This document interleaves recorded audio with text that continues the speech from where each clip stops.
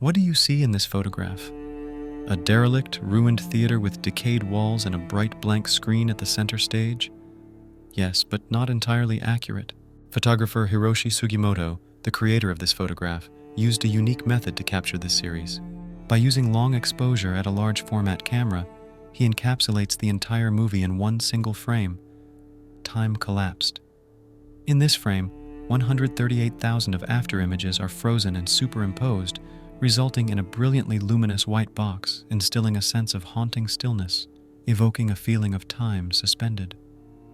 The bright screen contrasts sharply with the encroaching shadows and the dilapidated grandeur of the space, suggesting a narrative of forgotten history and a silent testament to what once was.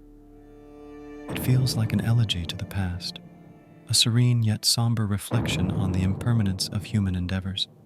So what exactly did this broken space and camera see?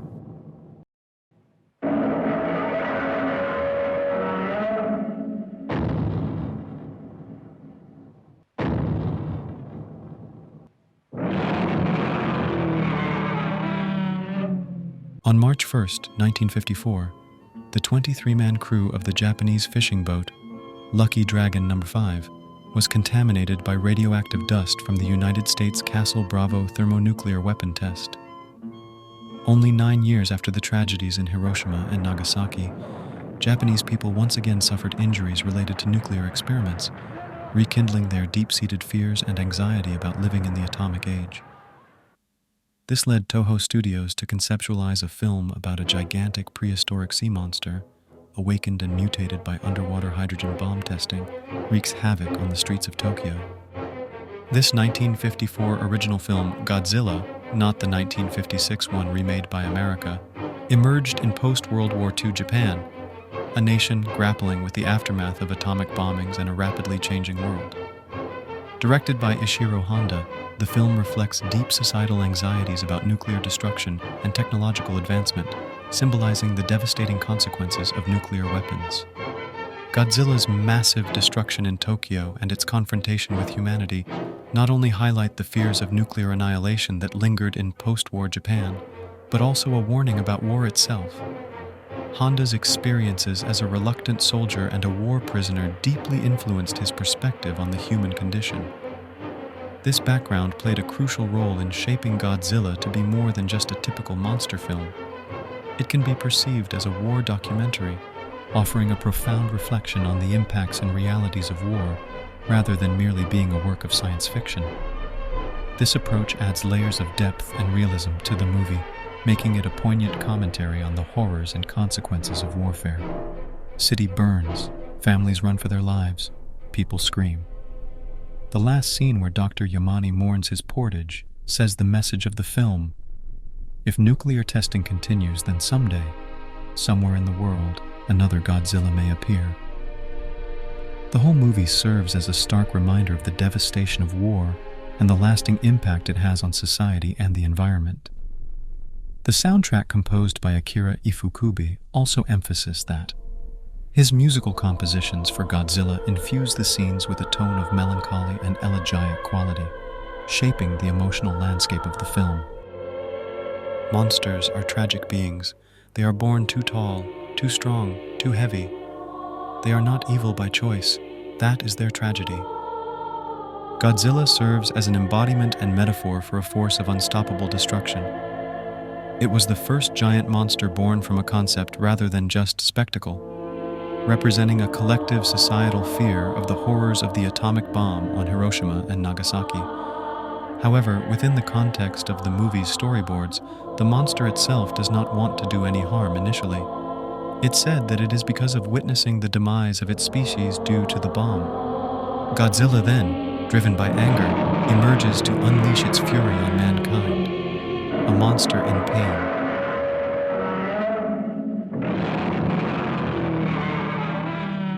"62 years later, after another 10 incarnations of the King of the Monsters appeared on films, the film Shin Godzilla introduces a Godzilla that is a totally new created species, originating from the disposal of nuclear waste, different from the traditional portrayals, directed by Shinji Higuchi and Hideaki Anno.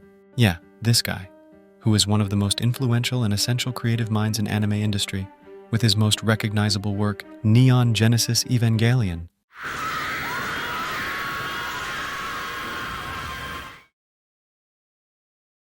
He is able to portray complex emotions in a way no one else can. The storyline resonates with the events of the 2011 Fukushima disaster and nuclear crisis, highlighting the exacerbated impact due to the government's delayed action. The film itself also marks a unique departure within its series. It completely abandons the perspective of ordinary citizens. Instead, it focuses on a group of officials who always seem very calm.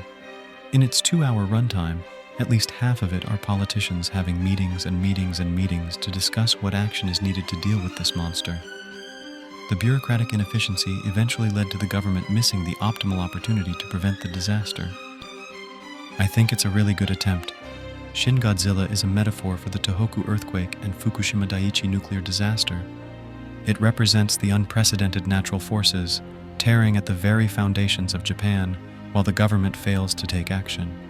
But echo back to real life, I think the real problem of this tragic event is also lack of preparation. Numerous reports suggested that warnings have been made but ignored. The film hints at it, but didn't delve into it. In the movie, Godzilla is said to mean God incarnate, a divine entity and an act of God, a force beyond human control that must be dealt with. This version of the creature is unique in its evolutionary ability, changing its DNA to adapt, and is showcased in 5 unique forms by the end. But the story lurking beneath the surface of the events gives the movie a much more tragic outlook. In my perspective, Godzilla is in constant pain. Throughout the film, when it was exposed to all that radioactive material, it triggered a series of rapid evolutions that would leave any creature in agony. His body was essentially one giant tumor, enduring the torturous process of evolution induced by radiation. When Godzilla first appears in the movie, we can see the blood has already dyed the ocean red, and when it finally makes the landfall, its gills are clearly swollen with blood that pours out with every step it takes. Originating as an aquatic creature, it struggles to walk on land, dragging its face on the ground and stumbles across Japan, dazed and confused. And as it mutates, its body breaks and morphs slowly. Its skin looks almost identical to the burns of atomic bomb survivors, conveying a sense of torment in its very existence. There are elements of Godzilla powered by nuclear fission. The core temperature of its body will be at least 700 degrees Celsius, probably far more. In one deleted scene as it transformed into its 3rd form and finally stood up, copious amounts of blood were expelled from its mouth, melting everything it touched. It lives in a perpetual state of being burned alive yet not allowed to die. Then after it runs back to the ocean trying to cool down, its 4th form, the most recognizable form, appears. When examining Godzilla across different iterations, I find varying portrayals. In some versions, like the 1954 Godzilla, it's depicted as a malevolent monster intent on destroying human civilization. In others, such as the Showa-era Godzilla, it's presented as a symbol of justice and a gigantic hero. There are also portrayals where Godzilla acts as a guardian maintaining the Earth's balance, like in the legendary films. These behaviors are always purposeful, whether for destruction, protection, or balance. However, in Shin Godzilla, there's a unique aspect. Godzilla's motives are incomprehensible. Why does Godzilla return to land? What does it want? In this film, Godzilla's actions stem from instinct. It shows no proactive actions or even a desire to attack humans. All its behaviors are natural responses to external stimuli and internal mutation. The last form is even more passive in its destruction. It simply exists until a stealth bomber attack from the USA threatens its life.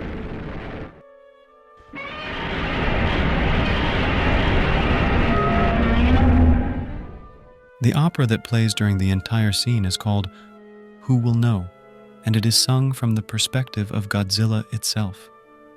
A song talks about a monster that desperately wants to live. The lyrics convey a sense of longing, reflecting Godzilla's struggle and the turmoil it faces. This musical choice adds a poignant layer to the scene. The profound sadness and acceptance of its inevitable fate contribute to the ultimate tragedy of Shin Godzilla. This creature is depicted as a tormented soul, compelled to fight merely to sustain an agonizing existence.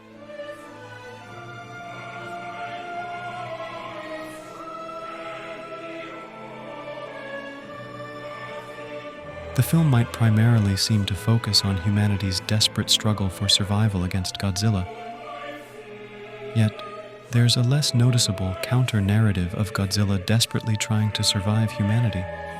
And it makes Godzilla's fate so tragic, while it had to be frozen or beaten in some way to save the human race. The final scene of Shin Godzilla shows a close-up of Godzilla's tail, revealing humanoid creatures frozen in the process of emerging. As Godzilla itself is a product of human nuclear activity, this enigmatic image symbolizes the unending potential for destruction and evolution inherent in Godzilla. In the art of Shin Godzilla, the concept art showcases large chunks of bloody flesh shedding from Godzilla's body during its rampage, scattered throughout the city. These flesh pieces appear alive and capable of transforming into monsters themselves. This imagery aligns with Hiroki Hasegawa's statement to Satomi Ishihara at the film's conclusion. From now on, we have to coexist with Godzilla. This suggests that the film conveys Japan's profound collective fear of nuclear power. The director seems to be presenting a future that is both uncertain and cruel, emphasizing the unpredictable aftermath of human actions and a world irreversibly altered. This portrayal effectively underscores the lingering, potentially dangerous legacy of nuclear power and its deep-rooted impact on Japanese society. Monsters are not always inherently evil. Most of them are just displaced beings, removed from their natural habitats or conditions of origin, disconnected from the natural order, struggling to find a place in a world that views them as aberrations.